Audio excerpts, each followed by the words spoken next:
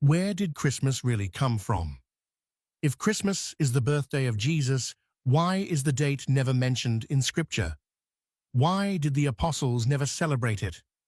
And how did a day that is absent from the Bible become one of the most powerful and celebrated holidays on earth? Tonight, we are not here to attack tradition, but to search for truth. Because when truth is revealed, every sincere heart must decide whether to follow tradition or follow Scripture. To begin, the Bible never gives a date for the birth of Jesus. Not once. If God intended his people to commemorate this event annually, Scripture would state the date plainly. Instead, the Bible gives details that clearly show Jesus could not have been born in December. Luke tells us that shepherds were living in the fields, keeping watch over their flocks by night. According to Jewish historical sources, including the Mishnah, shepherds did not stay in open fields during the cold winter months of December through February. Winters in Judea were harsh, full of rain, cold winds, and sometimes snow. Flocks were kept in shelters during this season. This one biblical fact alone eliminates December 25th as the birthday of Christ.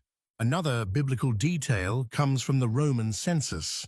Luke records that Joseph and Mary traveled to Bethlehem for a census ordered by Caesar Augustus. Roman records show that censuses were never conducted during winter. Travel in December was difficult and unsafe.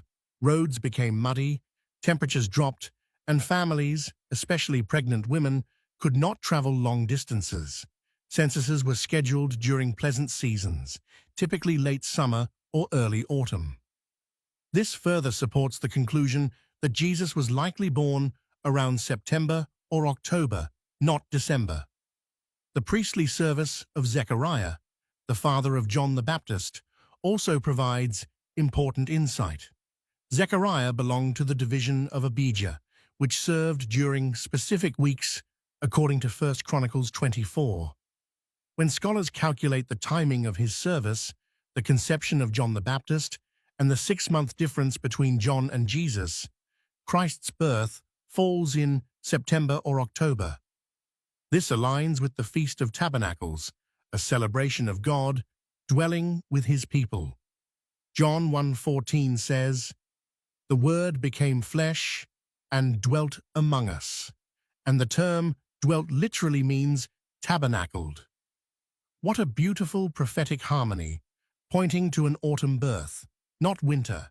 At this point, it is also important to address the story of the wise men, the Magi, who came from the east.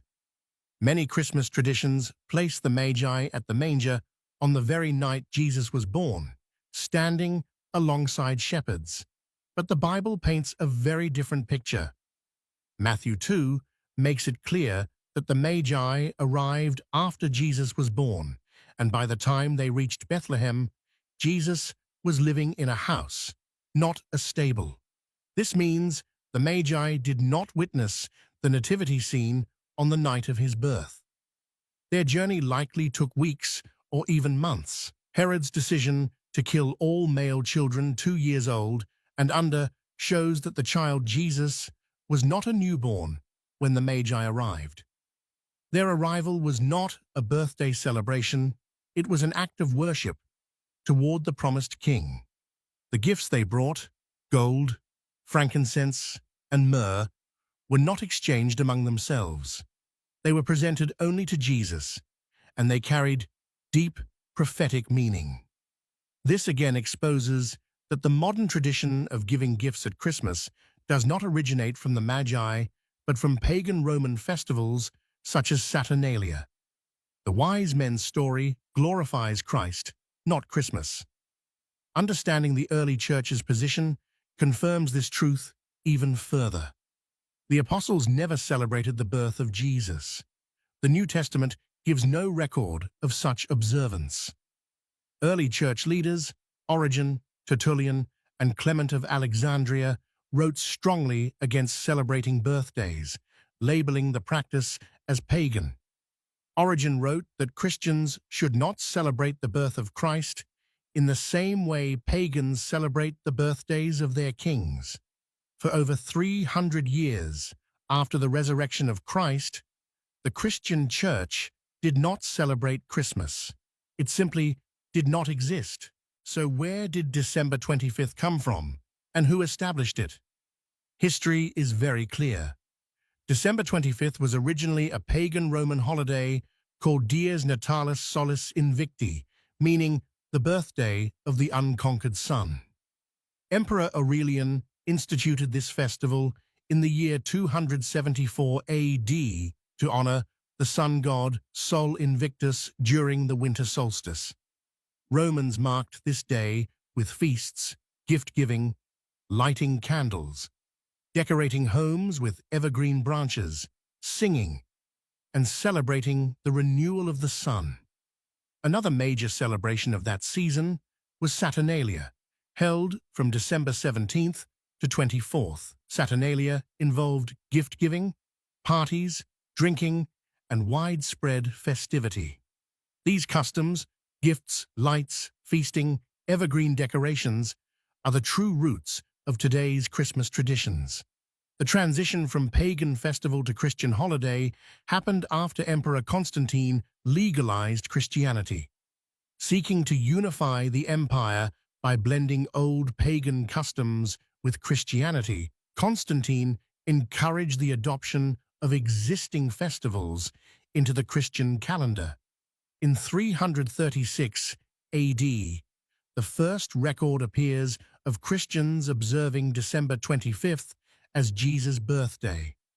In 350 AD, Pope Julius I officially declared December 25th as the day of Christ's nativity, not because of biblical evidence, but because it made conversion easier for pagan Romans who loved their winter celebrations. Even the most common symbols of Christmas have pagan origins.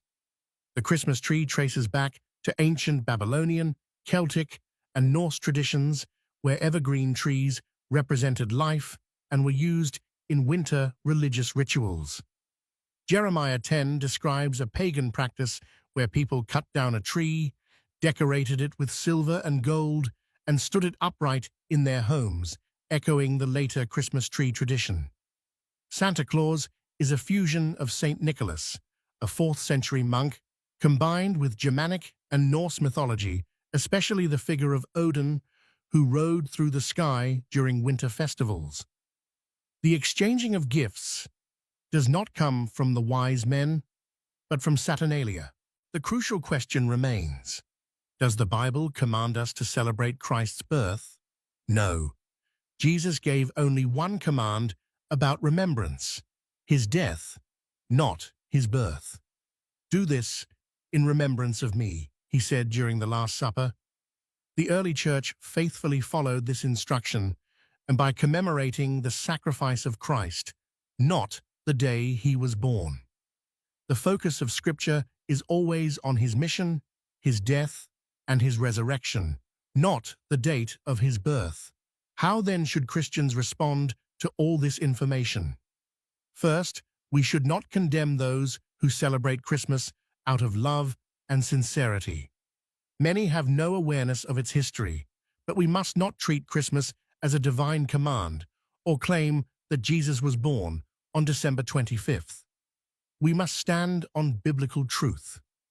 Christmas is a human tradition, built on pagan foundations, later adapted for political reasons. God does not save us through holidays or traditions. He saves us through faith in Jesus Christ alone. In the end, what God desires is not a decorated tree, a festival, or a date on the calendar. He desires a surrendered heart, a faithful life, and a commitment to walk in truth. When truth is revealed, God calls us to follow it. May the knowledge of this truth lead us to honor Christ in spirit and in truth, not in the traditions of men.